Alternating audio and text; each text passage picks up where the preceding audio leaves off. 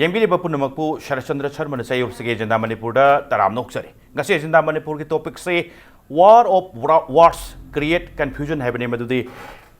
political party Maro in a Congress, Samsung BJP ruling near the Congress, which is opposition, Anishigi, Amanang Alagang political party, Amanamukumba, Wai Kumsta, Tasenta Sena, Prajakaradi, Samam Navama, Uhelapoki Pimdu, Oirabra, Duga Karimkanda, yes, any Watopo or so. MPSC office renovation ki matang bu or so wa do ani pichal bai matang try da renovation da adagi CDA sectoral authority ki matang da pithokre try da pithoi aduga piram badu phare account freeze tawre khole haiba wafam karim kanda Shagol Mangi hospital sane 2011 dagi chatra hungiba lamge se naba transfer to pung phawa phadaba swai sinata ba so atopu su mayam de leri karim kanda swai se sengkok sengkin hundo onjin tawdi tonaba aduga Aroiba Poloi Boda Kanan Sumino Kanan Lalino have say Praja Sing Si Kang Kangandaba, even a question Kang de Karimkanda, Karayo, Grabjano kind of Tiru Sugam the Gumto, Swipo Lady kind of covered the Hyrexulate the Gumto, Samum Nabumdi, Adum Ton Bagi Pumdo, Mayamsu or a Masi Pimsi or Bradu Karimkanda, who don't in Samum Nabs, Madam Morakanda, Samum Nabs, Konabra, BJP Naga, yes, Case Karigumba, debatable over issue or subject or the assembly floor say a quite appropriate over. Kogi mafamni assembly khakta da masi debate tong si kain hairak pase adu aiduna maram ohenbra haibagi khanalaba tanjani lon election verification singdi gi thing tan phambiri base Dr. Nimaichand Luwang spokesperson BJP Manipur Pradesh ne ai tamon Nimaichand Luwang bu taram oksari hanan bada adu tamon Nimaichand Luwang oida election video base Khogendra Khomdram editor Sangai Express Manipur edition ne tamon khum chu taram oksari adu hek yet ta thangna phami nejari base Moirangthem Tombi president Sena Manipur union ne ai ta tombi chu taram oksari ta tombi kuina su politics se tawdi tawbire aduga madoina hujuk leiba phibam sa ai khaktana chamam na horab jala aduga praja sing tu chamam na gum dong manbra congress kam BJP ka gi sengdok sengjing lali lande si chumdi hainaba issue mayam ri tamo lere chorong loin khangbiram ni tamo sudum swai se tamo public common people sing dadi madoina hunaba kanda karai phok chumba jano karai phok lan bono haibagi asengba jaga clear picture su udabanina hena chamam na nabagi masa ama ohenbras ni tatome ai laksage Shiva Sena Amadi BJP she center the Sarkar Paimina Dena in a hybrid land gani. Loinana Zikleba Quiki center government sida a quiki Anan Giteji she heavy industry minister Pai. Admaku center the Sudomonga station Sumongai. I quay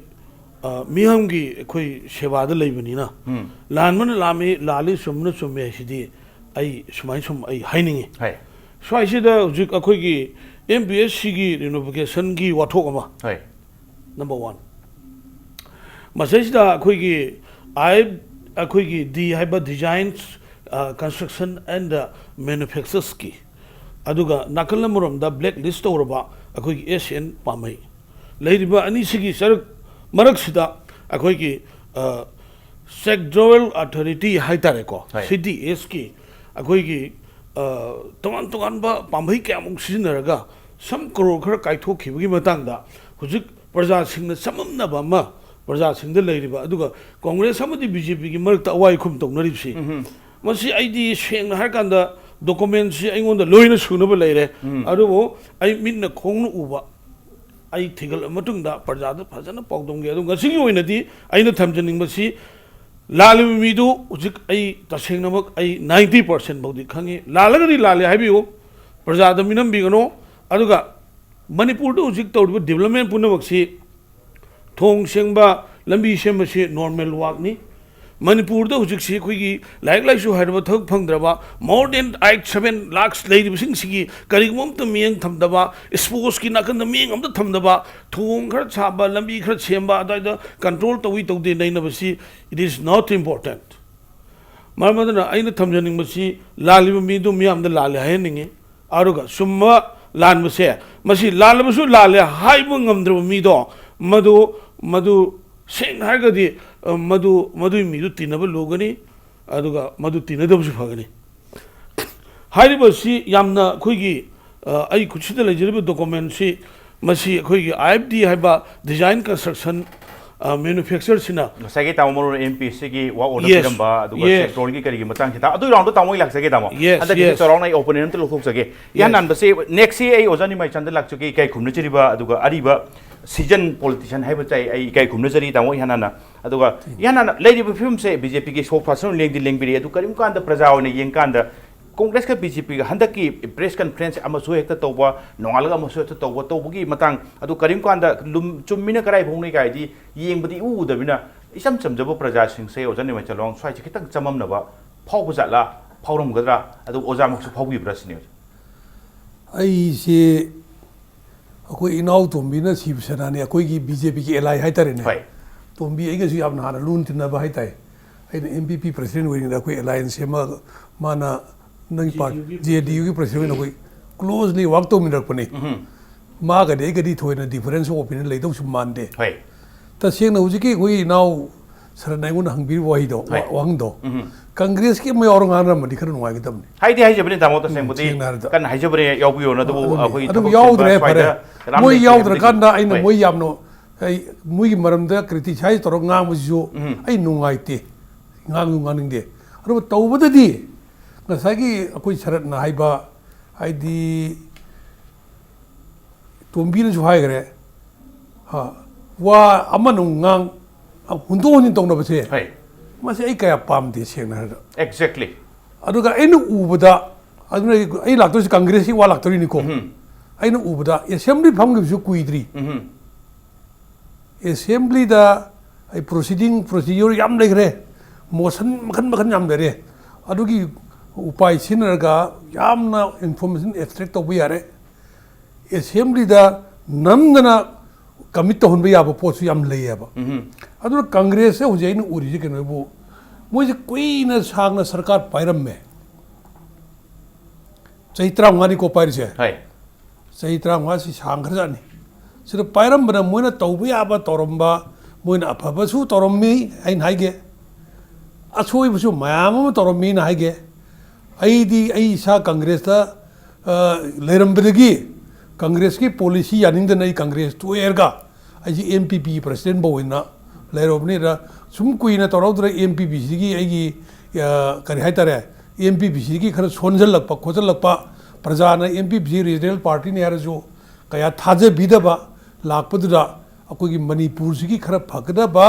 Congress na ba party ama tobdai BJP ri yaw bane ba ko okay tama aduna aina samna harda Congress si kuina sarkar pairam maga moina tawbi aba torom maga hoi afaba torom mi ko afaba torom badagi phatta ba torom ne hen brai ji khalle ba ngasip Manipur no warip se on all fronts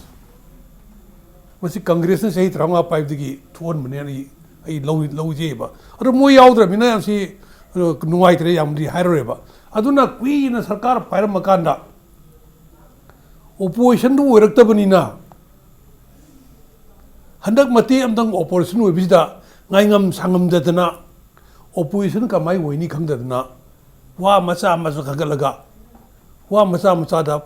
hadi pok to bai tare ne aduga langhan bra praja da lita handa ba thabak ne na ai lowe ba madro ko yam kana ka hena khomning de hoji ki da koi sarat nga sa haibi gi ba issue om pan bi issue om du gi issue amadi hoji ki MPS gi ka sukna te se thika amagi ni hana Congress na pari nge chadram thabak to adugi follow up ni hai tare samna da masa MDS na thabak agent warga agency warga mi amada wa order piram me thabak surel loi di hai adui mathang da hojina PWD na wa order piraga thabak sujal le bane ba tada paisa lok ke bane ba adu hojik lag du charge ai di MDS ki na thikadar na suram ba thabak tu da charge toraga adugi thabak tu da hojiki anouba thikadar sina paisa lok ke badi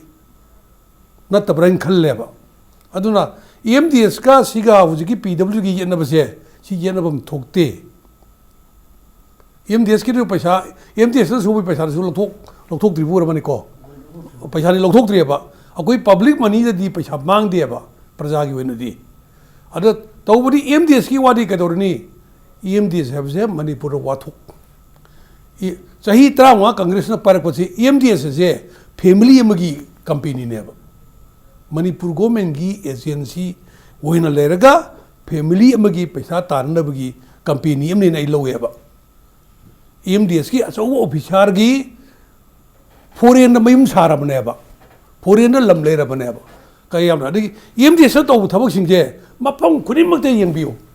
Amrut quality maintain तौदबने आई अब यार यारिपोक बाजार अनि छाई MDS ना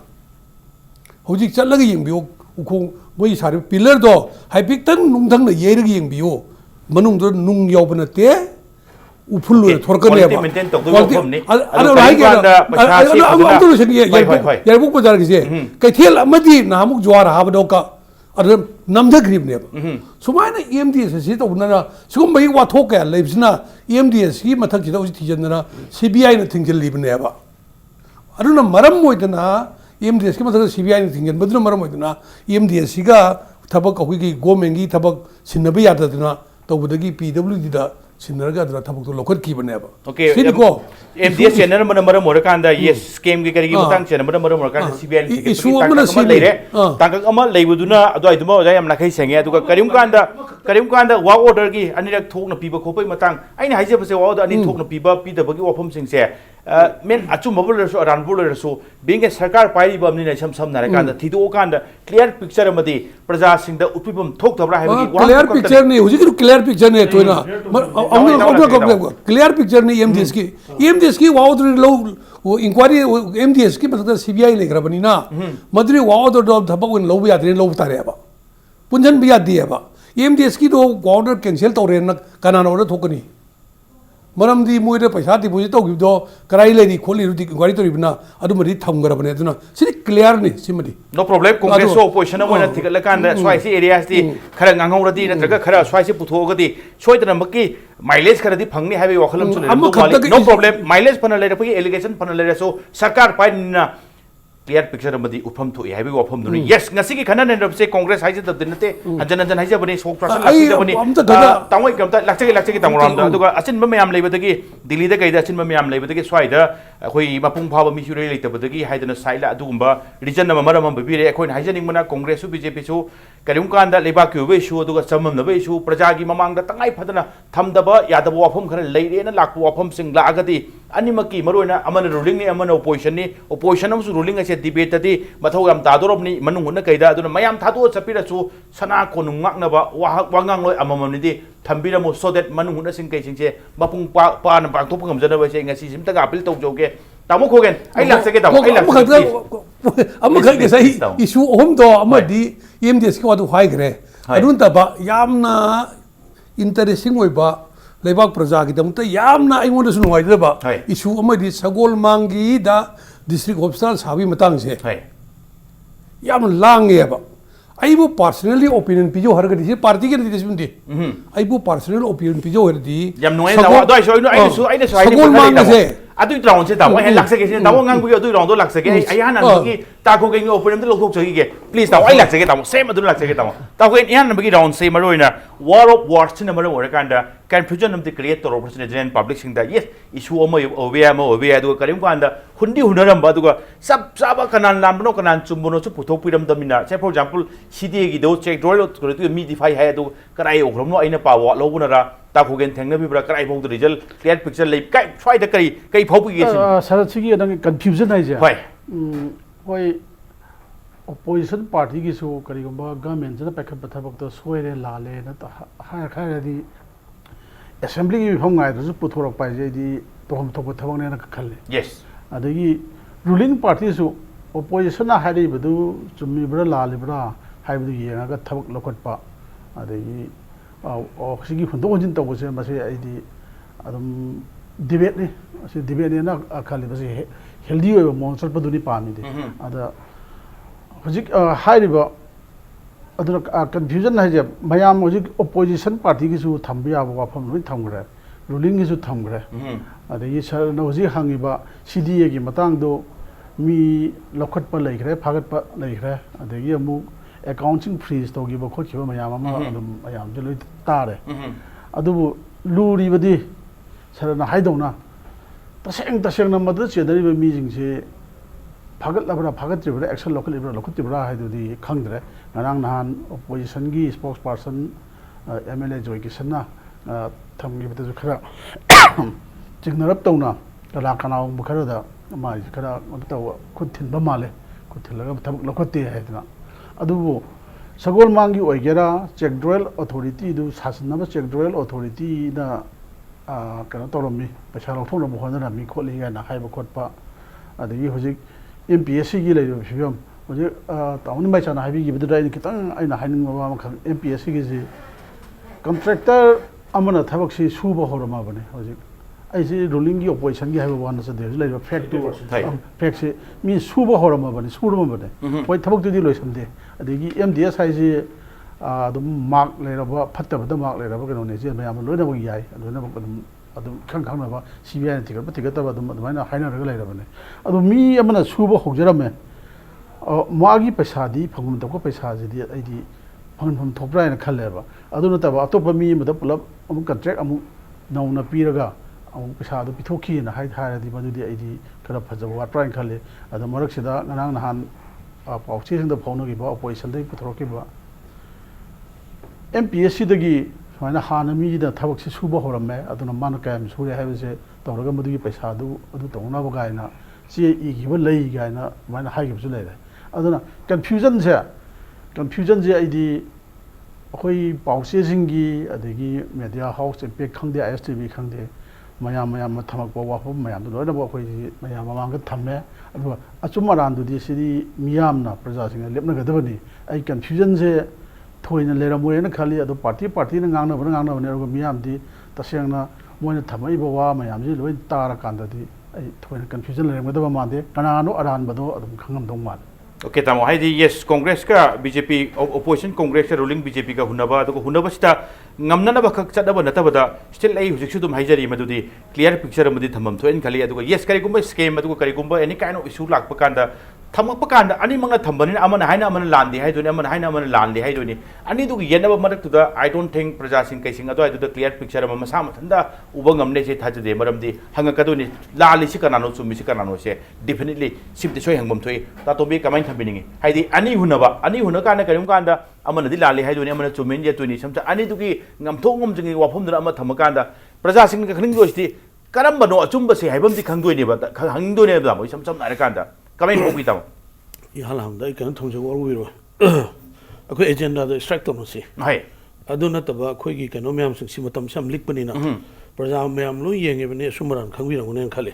adu akoi agenda da strike to masi aduga yamna akoi limited kano akoi mod pina se please go ahead masi ID public domain da puthoga masi praja gi khoi gi rai lobuna sungune khale aduga what about my opinions ID 75 to 80% si thabuk sujara minina magi khra madugi kaino yengbi bama sangadra aduga wa order ma piraga wa order ma du kaktana wa order ma mu atopatugi piraga thabuk pibase masibu state government si ani sudabnina swaisima sibsana yaningde really aduga amana saidal lay poching si ai yamunna kano tawdri do hayengdagi di BJP amadi Congress anigi marakta tawnari ba awai khumche kanana chumi kanana lale se ai soidana ai gi asangma matam punama kai thoga hayengdai thiba horni aduga public ta so message ma ISTV su lengbi ro ai focus tawjage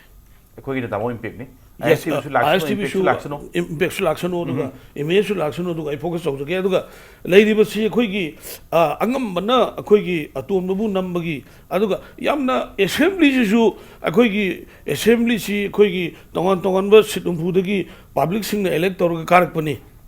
my right lay adu parliamentary na oina man ngangjari bu wado loina tabi bogi mahutta madu bu thayai narga leithoga madu gi potu fajana discussion du mapung marai phadringe da posi lotion masing se handaki agas house da ai amunera uzagi bako ai very ai aduga koi Shiva Sena di India ki constitution se protect tawna bhona bada ai koi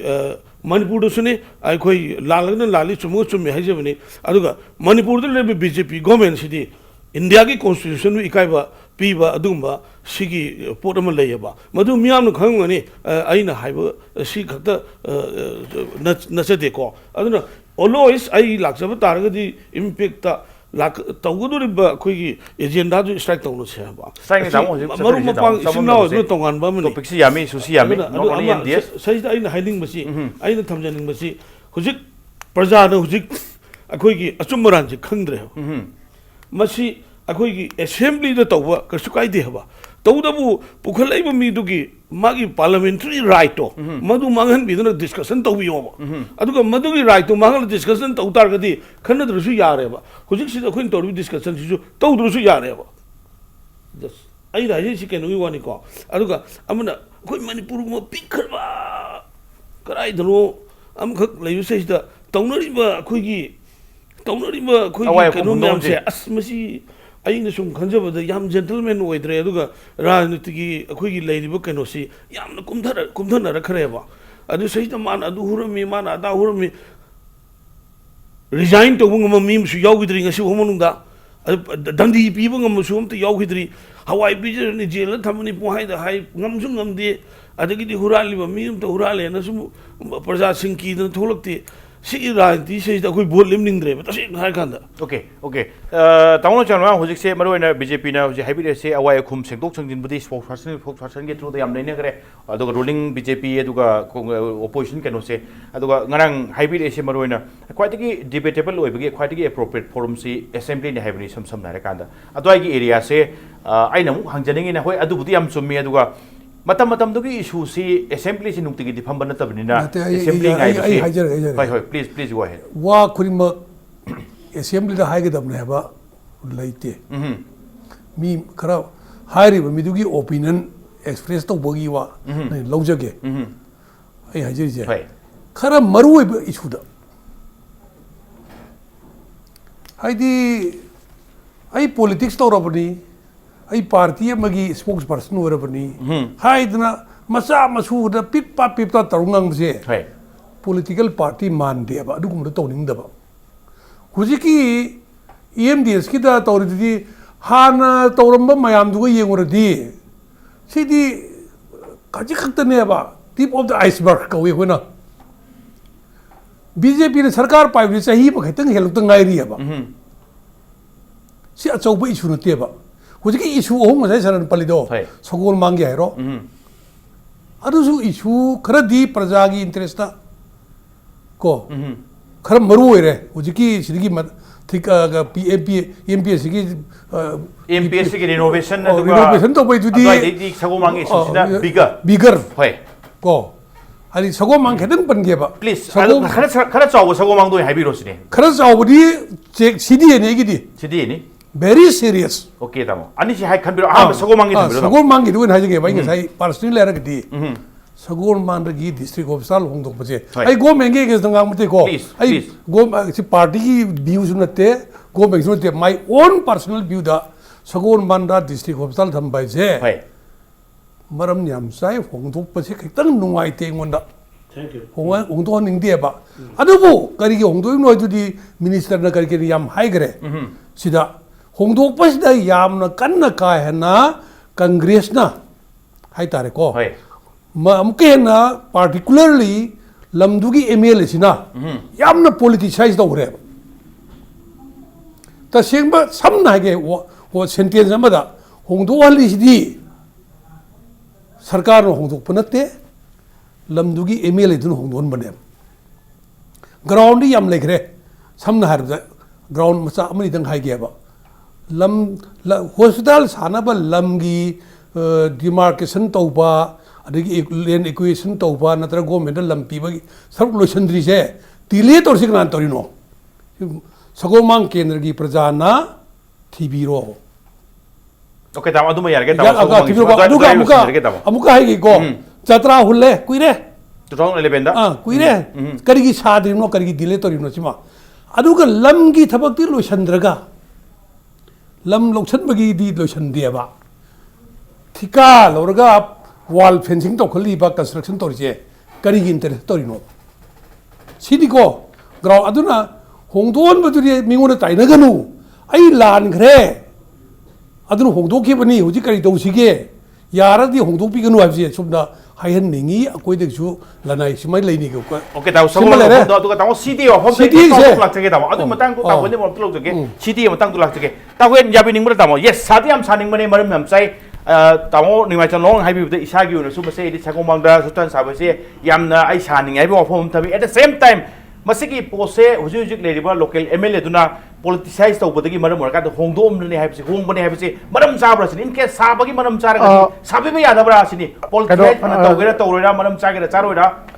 saba mafam chai adagi maram chai hairadi jitna in any case legislation adudi sagadamne exactly khoi airport ki matang da airport se saba yaroi adna asidi airport expand tawba yaroi adna mayam dharna tawdana sajida shibu sini haibo tawgi ba adum masi airport se sajida oigadabni asida expand tawdamni harga adum expand tawi ai adu ba ta buga hujiki akhoi da wana habiba lam nungi du madu minister na jo ama hai MLA na jo ama hai ani jo sai sam mana congress ke BJP ka khunna bai type to da asina ai sorry government ga BJP na ta government ga opposition ga hunna bai type to da sai ji adum pahun da hunna na lai re ba ada seng seng budi kana na kari no di khang khang na ram gani adu taseng na harabada hujiki hospital gi matang ji di hoi ai yum jo kanchipur rongi doi kera nak tin nak ne hababu kano gi kyang gi do madudi kitang haidaraga lilong da hospital so goma lei re di gen hospital lei di genim sari yam nak ma pham ne ba adu at any cost madigi hospital ji di lam chai ne ha nampu dai di sagol mang da saga dam ne je nampu dai je kano na local MLA na nampu ta boi wan ta ba government jina sarkar pai duna yes phana say na ba phana amagi dispute le su resolve to thoga saba du di sabam thui saba di sin du lobum tu idai ta haibo hom duni da mase mayam pun mun phog phog ni madri yes karim ka 2011 da mamangi sarkar na jatra holam gre hoji phog kari ge dileter no hangmam to pu ong ni hoji phog da kari ge damakta land transfer se kari ge damakta complete oi di no si so hangmam to pu phom ni yes kari gum khara di dilere re kari gum khara chain ab khara dilere akhoi ni haije ne pali sarkar ni maram chai hairagati praja sing do adwai praja sing to man anak pat hospital le tiarati yes leriba isu mayam sing leriba chain ab mayam sing resolve to thoga sabida ba yadabra sini sam nare kan yes kyang ge praja sing to hospital paungni hospital nak se kanan pa moidno ana leng jang nak pap loi pam ni tawbadabu karai dane hen darkar lege do adum tang di khangdok piba aduga madugi matung ina sabibam thopududi farase na bale rasu adwagi wise decision lobududi aduga get strong decision am lobududi political lady ba sarkar pairi ba singtugi sab saba mathoi do adwai du have ai tamo to mi lak se ai tamo break ki matung lak ge tamo break ki matung da impact news ge agenda manipur yengbiri papunam ge famda thuna puduna lak ge impact news mi yang ta duna lebio break ki matung da yengbiri papunam pu am kana taram noksari tamo to bi hana thamning ba se karino aduga maroina yes karim kan da hongdong hongjing gi kari gi matang lakpa aduga karim kan da issue nung khana ba se mase appropriate for sai tamoni mai chan da haidi hagi matam du gi achobo oragadi madai du debate nung chap chaba appropriate forum se du ni bu tak ki lakpa issue du su thamdabudi yaro habi wa phom thambi adoi matang du kamain thambi ninge aduga maron su sagomangi issue su dum hospital hong ba su mayam dum phauno ba kan adoi su kitang tentak na mamang dabudi mayam thamna re adu tentak na si kitang thambira su ani da hujik lei riba khoi gi sagol mangi saisida CSC ma community health center ma hana leram basi masi basi khong do hong re madu su phok to khre transfer hong re adugi matung do hujik district hospital ma sarani habasi masi gi matang sida masi sum khoi gi college oirak pa yabana mar mor kanda RK Lakhisna habasi magi CSC na taba atei di loina khoi gi leiba director ki mingda loina pata se leirabani okay tamo lam transfer tang se lam hana kana da leram ba hujina kana leba hana mapu se maming pandero no tamo lam transfer tang haibiro tamo hujik si only government na mu masi koi paisa wina pirane na mu haire RK Lakhisna adu gi matung da mu paisa leitre na mu haire adu masi gi marak sida Lakhisna no hujik donation to jaina lam mapu da haire sida lam mapu da haire donation to orge na haire adu hujik si chaye na bal lei leite punam loina mak loire hen lo yare adu one thing kariguma say na bal lei targadi government na masi ai nogi say na man lei na mar mor kan som do hong do si kanaguma public kanaguma Pradhan member कनाम दा Hiram बम त लैते हाइबम सु थोकपुनी HYBE कनाम ता Hiram दन हेतु Hong मसी प्रजा सिंह अदाइ दु लेब प्रजा सिंह दु सेंटिमेंट राइट टू मत प्रा अदुना मरम ओदना शिव सेना की डिमांड दी CI सु होंग दोखरे अदन हुजिक लेब कोई की district hospital sidi masida sabidaba yade government na atai ayetpa labasu madu force to bi lerga miyam ge pamadu pangthok pi wabse Shiv Sena ge pamane Okay tamo hanasu phongtok kre tamo tomi Shiv Sena sate ki yes karim kanda community health center mo lere madu so district hospital lani haibagi adwai gi duro ngone transfer tok thoki be si ani mo lection bado district hospital lakto rumina hujing na mu amadu transfer tok thoki CIC su transfer tok thoki district hospital su leita hen ngong lagu film du haibadi tamo ni ma cholon lakchaning bose maroina ngasai wafam mayam di thambi re maroina city gi wafam dum tang tamona aduma haidi haibiri adugi tanjado in lakchating ida in haijaning in khoigi lamgi karigi hospital gi sagumangi try kem na tabada even future gi karigi plan bogawro kanda karim kanda lam se karigum bukhara sarkar na construction tawde yadre karigum bukhara swaida thamdab yadre na lam se acquire tawro kanda lam acquisition land acquisition matang la kanda sayed na re se karim kanda mamang na sum ugi badati mamangi karigi palam sarkar singi karigi upakanda di phana yaning tra so masidi tangai phadana paktok to bayade tangai phadana airport chok tok to bayade na dum logi ba protest phanam le dum logi bi dum mui aina haijaning ina karim kanda lamgi dispute leidana saba yadabani ka haiba wafam sing se masi ain khan bada kitang mase tungi karigi ya ka hairage ai ngona yam kupna hangjan bira no isi yam ka na kupna khangbri natti hoi na da sorang policy da ai haija bai wani delay to hom do kari maram gi noi do maram di 2011 da jatra hulle matam da huji ki MLA ji karab kaya ma MLA wori bani moi sarkar ni matam ki health minister da huji ki health minister Jendra Kumar na wori bani hadi moi mara tawra bani ba adu aina hajari di BJP da sarkar da yam maran chirakadu loisan na tawbiyu ai royan ningi kuji pogri da BJP da maran chining ai shulei ti nate moina sibra marawoina aina hada maruoina ada prajada mobilize torga hospital sarabagi constructive approach da a positive approach sangdadna negative approach laga politics tawdna bahut praja mobilize torno hona bam ui baina adu tawhon ningde habe wanida adu tawhon ningde ba ai isana harijni ai laise party ki BJP ki spokesperson ni ko ai go mengi di natte ko saningi okay sagol mar saningi ai ningsang ai di isa doctor ni ai health minister hum lo oiramme sagol mang community health center se yam sagol ningna igi matam da aina khanbadai subject to correction ni ko kaore ka sagol man da community health center won baje aina olam brain khalle bai ai matam dai community health center yam olam me nambol aina olam mi adagi hairo ki wolam mi yari poki wolam mi adagi mafam nyame primary health center yam nikhalam mi ai matam da sub center yam nikhalam mi ba ko aduna sagol mangda karigumba ngasai community health center hongdokre du ai idea de leram de leire hongdokre khale je ba ko adum leini primary health center wenum leini natraga community health center wen leini ai khanbari sagol mana district hospital di soidran sani khaitang go menge ru bule dori se ai kacha siung khangde ko kari no bu kyam gai de su jatra ye unjal lugum to adu ani bak sabai ta la ka ne ba sa kai kyam gai su to bu ya do mande sagol mang su to honingi sugum bu la pa ya adu government gi wisdom da hujiki ministers gi magi wisdom da lors no government gi wisdom da launingi maram di minister se matamudra ma masara khangna tawri bani moi gi sengdok jing in mayam tari khabar paren sung bhab ta bi oni adu aino mi imda hang bada di chakri to bam lei kai no congress na sei tranga palaga saram drip se maram le ngani adu to oge haijara roi mo ji obnate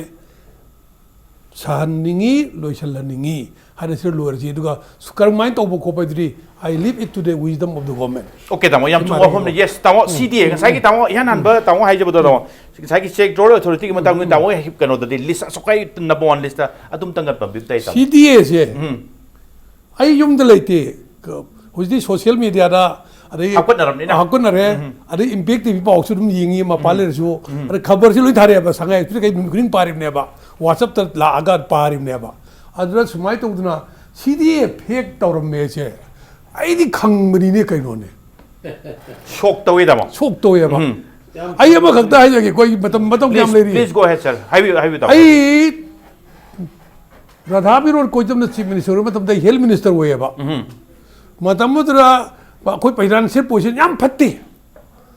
A good Chief Minister, Radha Biro Kojam no Mayam Pashase, Yaringi, Sinagumsi Hedna, Koi medical department, India, Queen Angam with Digi Doctor in Assembly the ID Ruman Chukchang that let me go Togi go.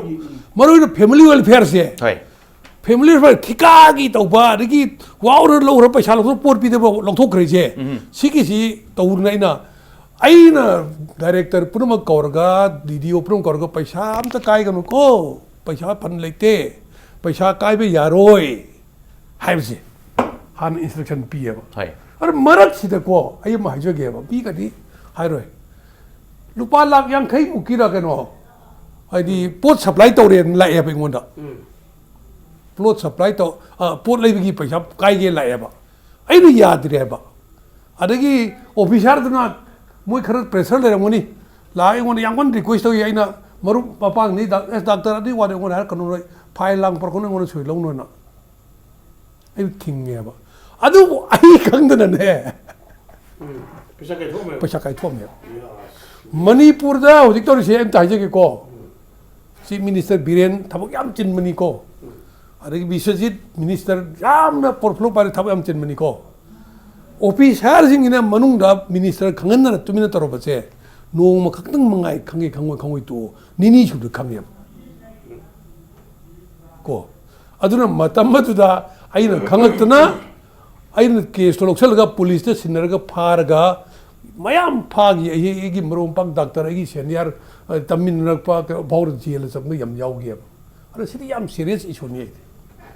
CDA fake Torga Pasha Katona water may have said Yam serious issue. Very serious matter. Very serious matter. I don't know whoever is involved in this should be punished.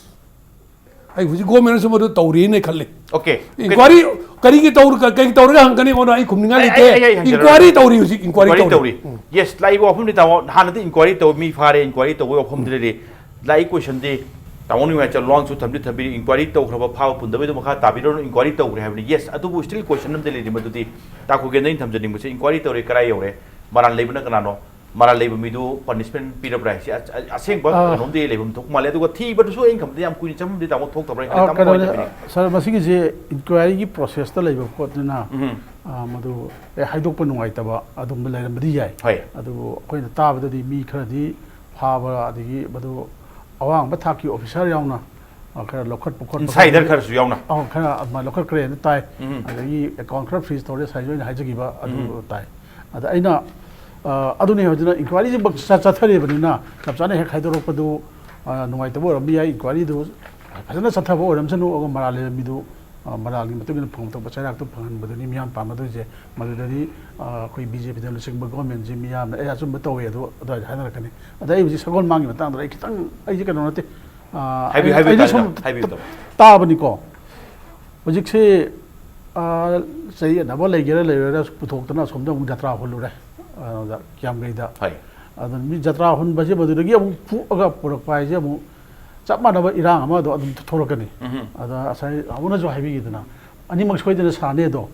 ai chap chana hojik sani haba sama na district hospital ma jo somda thamni haiba gidi thodok pata de adu jo aina concern health minister gi apam badi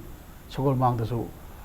district hospital gi tham na cho aso hospital ma tham gi apam leiba male hoi adigi hojik district hospital soma sane to jo paisa leibra leitabra madugi paisa dugi phangma bhonari na tai adigi ngasi ngarang nongdindi akoi sagol mangi irang disu khara e handagi bra na khalle adu manungda kai kere yana ba khari phiyom adu ma leram masi ya na khalle adu mayam je santi oina adum masi loisan gi bana hena phayna khali adu sagol mang area je sagol mang khakina te ba da surrounding area cycle area gi ba yauri bane ba adu cycle area bo khongja phangdoi ne ba adu sagol mang do hospital tham du di thamningi district hospital ogera district hospital mang hai to district hospital gi chang da facility lei ba du ma hospital ai ga meng sai te ju soi dan ma dei thamakane kalle okay aduna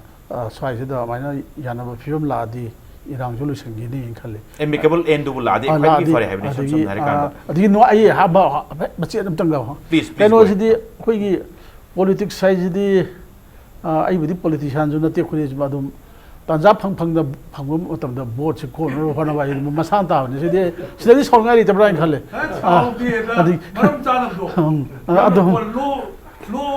standard politics to.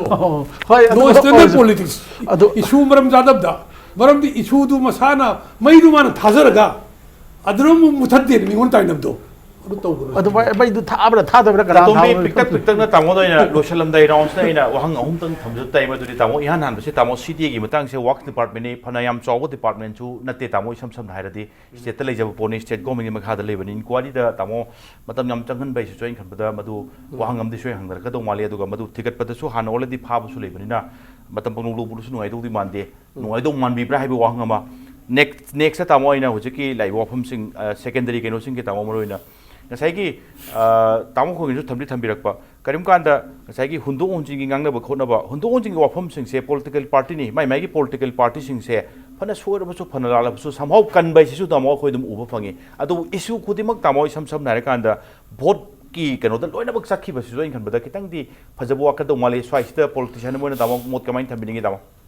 khoi gi manipur da based over political party punamaki khoi gi राजनीति social worker Singh से sacrifice की habit लई बसे खितंग आई उ वाले खरा गई लई अदो मदो ममिंग बन सुनुवाइते अदो अखोई हलमन मयाम अखोई लोइना जर खरे है अइना थमजनिंग मदि हुजिकी अखोई ऑनरेबल चीफ मिनिस्टर अखोई नाउ बेरेंसी याम नुसी यामना हार्ड वर्क अदुगा सिंगी अदुगा तमगी याम कन होनरी अदगी अखोई इनाउ रिसोर्सेस को याम कन्ना पॉपुलर मयाम पायरगा मयाम इपिन न होनरी इसिंग चौबगान सी मा खंगाव मतलम मा कोचिन चिन लेखोम लेना मर तो होनै मा मुहै गुम्बन मणिपुर सि फनन ब कन्ना होनरी मतमदा सिटी दा नमथाक तौरगा पैसा काइनी गाइना तौरगा तौरिबा ऑफिसर कुंथ्रा नि फुमुसे पसि प्रजा खंग दंदी पिबियो सिबो सेना गी दिमाग ने मतम सु हम लोबिनो अदुगा बीजेपी सु मदुग मिसिंग लोसल थमगदी राजनीति यारोयबा अदुगा मियाम की पैसा नि शिव सेना सु थिगत बगी हक लैयो मसै जा अखोइ न थिगत ले ngang काइन सौबिनोबा अखोइ सु थिगत बगी हक लै ngang बगी हक लैयो राइट लैयो अदुगा तसेंगना अखोइ की मरा लेबो मिसिंग दुदी सौबो तोंबी एगी सेनि बाइने अदुइ दु तौबिनोबा मियाम की पैसा मखन बदो सबसाना दंदी पी सेना कोइ तावनि माइन हाइदो आई एप्रिशिएट तौजे लोइना छंगोल मांगी से आई आईगी अरोइबा कनो मतंग सुम आइना थमजनिंग मदा लिंजु शिवा सेसुसु टेक्तबा को अदुगा कियामगै की मियाम सु सेंटिमेंट सोक्तनबा अदुगा हुजिकी खुंद्राखम केंद्र की नॉट ओनली खुंद्राखम केंद्र याम रपोनी हरिबा सेजे तोन कम्युनिटी सी लोइना सुनो लेने सुदब लेरे अदुगा इन केस स्वाइदा लागासु लापनिना अदुइ दमतंग लेरगति अतोप तोप जगा सिकदगी खगो मांग लाकपदा खुदोंग चाजग दोंग लेरिना कुइनासु साने हाबी मंगला नमा मंगम थम्बिरोमने अदुइदो अमा वगेरा सरकार हाना पाइरमा बोइरा होजिक पाइबु वगेरा तंग मंगफाउन हनबेबदि चुंगनी मरम दु साइकी मफम चाबा अदुगा दरकार लेब मफम अदुनि सम सम नीति केनोगी मफम लाकांदा होजिकी वफम बिने दामा तामोनि मचौनान होजिकी करी वफम से सुम छगो मांगी लेखरे अमा लेखरे अदुगा मेन ओइना सीडी की मतंग सु वारी सागरे अदुगा एमपीएससी की रिनोवेशन मतंग सु सागरे सिना तबदसु मेन ओइना अहुम से पल्लसु अतोप खरदसु सुम तोइना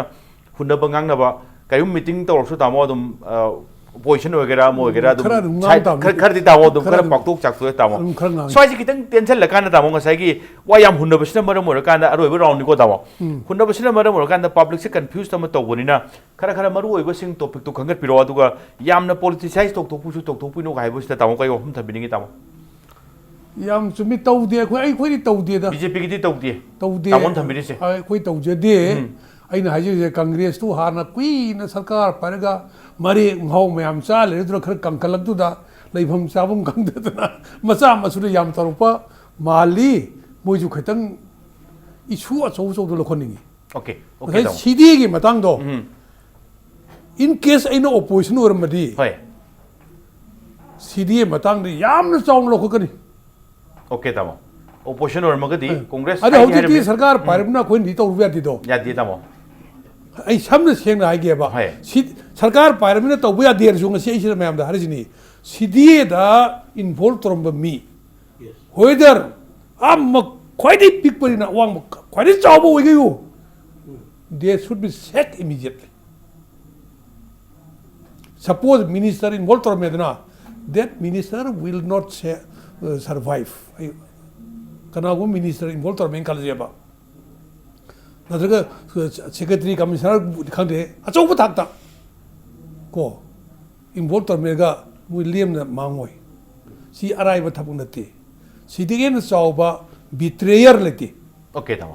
okay tamo tawgen maroi na hujik se sai hundo hunji da chamam ne di khange do ticket pai se sam sam nare kan opposition hai do ni ruling do soi hai ni ruling ne hai na muk soi de no hai do lali hai do ni karim kan ani yen ana kan ticket pai bi matang la ga di public na plan do sam neutrality em di pam do ni soi da tamo ticket pai inquiry committee nung sem ba sing se tong ana sem ga ticket lan ba khot pai matang ki tamo kari kamai opinion tham asem badi badu basi ani maksu funare adegi opposition na congress da si ba maran ji government ne government pai bada yauri ba miwa ya di official sing da ne maral si je aduna masidi tasena haradi mana inquiry committee gomba kari gomba sem ga ticket han na madudi hena matik chaba oine hoi lai ticket na ba hoi vigilance lady adegi police lady moina adegi ate departmental inquiry su satharam gani adu madu hena adi committee ma independent body ma sem ga ticket na adu amna achum mane na khale adegi aduga atai na sabane sum cda gi issue gi oigera pick per ju lupa crore ahum yodabani haige or ju mpsc gi oigera amoigera lai lai ba thok se masing ma praja gi paisa involve to pot ni na adi miyam gi interest lai pot ni na thigal ma chumi adi aduna ta bada sum hoi hoji haiba a kaisuna ta issue macha masuda wa sum to na lai ga hai se opposition da mi bana ai da tamana hai se macha masuda mase miyam da gi ju haina da na te adu ai di macha masu oigera so bo oigera asoi ba le di adum puthorok pa se ai phayana khale to da bu he na chaw maru ai issue mayam ama he na thaiba-gi adagi marom de interest kaya logda na tawba mo amadi he ui ai masidi chungde na khali aduga issue macha machu da mieng changla dumaina acho acho issue le riba mayam manipur gi issue si dum leite ba ti acho acho yam sathi jati ba leba kai ba ya ba dum bai fiam ba le riba mayam le ni sigum issue si da joi di opposition party amoina fajana opposition da le riba ka mayam jena mieng changhan ni ga masi puthoga miyam wang da puthok tana miyam gi mot suga mengi lo ga solution problem of one of the blind exactly taw mo di hunaba khang na ta vidai sam nare ka yes scandal leiba corruption scam mayam sing putho ga ngam ka su kai bilete to do leiba ki issue sing su udana na thaira ma ga chatpadi yadu ma de heng madu urak ta pakanda praja sing na soidana ma ki mai on se lakhini ta tombi losalak pai round hype dai ta mo sam nare ka da nga sai tijan ba kari gi matang la kan da center da di congress ta haiba di cbi cd bjp na pura to khrabne sin khrabne hai karim kan da judiciary system bauta du kum influence ore achum bai do khangdre kai su hai di hai yes adu singna du ore ga su swai da su aran gi alan ba khopa si tore hai ba gi kenom ti leiramina sam nare kan da nokse sitana ulan leng su ya pote cd gi matang le su leiram dana congress law tana khol leiram dana mi phaba pun ba leiramina phaba pun ba tu khok na ta ba clear picture puk thu ke di yes baram di prajana su hangdo se kanan thi ka leino kanano thiri singche puthor ai moim puthor adi chumani haiba ge nom su leidoi ni damo swai ki thijan bagi keno se forum je kamai go heninge sini damo exactly ai smaina Shiv Sena gi oina ado isa gi su ai thamjage yamna maning makha tamba like shu haiba yawba ado retire tawrba judge gumba ma yawna hoi Shiv Sena su yawjuge aduga mamang thakta khoi gi tawoni ma su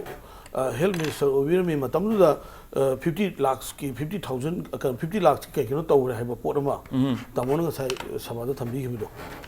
masi ongtang khoi mahik si phadok pam sang he tungda mu tawdana na modu gi potu da maning makha tamba thijin bangamba retirement or ba judge amagum manaka kan tawga aduga akhoi gi opposition bo ruling bo dola doli khaidana ai khoi su ongtang su maina cda gi kanoga si concern minister yawdana natragana khangandana honorable chief minister khangdana tawngodra haibagi singnaba leire haba aduna masi achuba khoi gi government gi sector gi pesa maninga oi maram aduna Shiv Sena gi demand di khoi maning makha tamba aduma committee ma semba athuma tamda pami haibasini aina thamjani se aduga phaduoga matung amuk tawdana ba khoi madugi dandi pibu chunguni buk tawu chunguni सिदेगी Matang खंगदे म खंगदे तंगनि लाखप कांदा Any. लौथो लौसिन तोइ मोनु ता इसम समने थिगनबा inquiry committee भजन सेंपिबा अदो retire जज की करिगी ngसai फिल्म दुमा कयगुम यारगा इवन पॉलिटिकल ओपोजिशन पार्टी के वो मोर पो यहल कांदा Yes. सीजन बदा कमिटी में सेमगा थिनबदा मरिक चाबा अखोगी सब चाबा क्लियर पिक्चर मा सो दैट प्रजा सिंह चमम नबसे फनना बु वफम नि दावन थंबरी अमन मरान सिनबसे तोकनबा तोकनबा अरोइबा मा अदमाइना शिवसेना की अदमाइना कोई हुजिक लेरिबा सरकार से Hoi. यामना कोई थबक मोय कन्ना तौरी थबक यामना तौरबदी असोइबि यावगनी अदु असोइबदु चुमना चुमना सुम हाइरबदी मदु अपील तोबा सजेशन तौबनेना दुम लौबदु कसु काइदे Hoi. अदु नतबा रोमदा मीना थबक खर तौरगा सोइबदु सुम खुदोंग चाबलोरगा गवर्नमेंट थुगाइगनी काइना खनबसिसु लानगनी सिसु तो निंदे अदु सिंगनबम लेरागति मदो आइदो चप चाबा इंक्वायरी कमिटी में सेंबिरगा थिगलंगरो क्लियर पिक्चर म उजरनी सम सम नारे कांदा दामो मदुदा खोजि यौजगे ओके तमो ओजन में चोला अदुगा तमो हुगेन अदुगा तमो तोमिंग से इंपैक्ट न्यूज तो लाक्पिबो दुगा सिके एजेंडा मणिपुर से मपुंग फानबि तमते लोसेलक्तै काई खमनि जरिबा गेसो मपु अमुकन थागचरी ngase ke damak ta impact news ge agenda manipur matang ase lotion jana tanjai rogle adu lamdam se tholiba thodo wa thok kya gi marik sumba report ke damak impact news miyeng ta dun lebiyo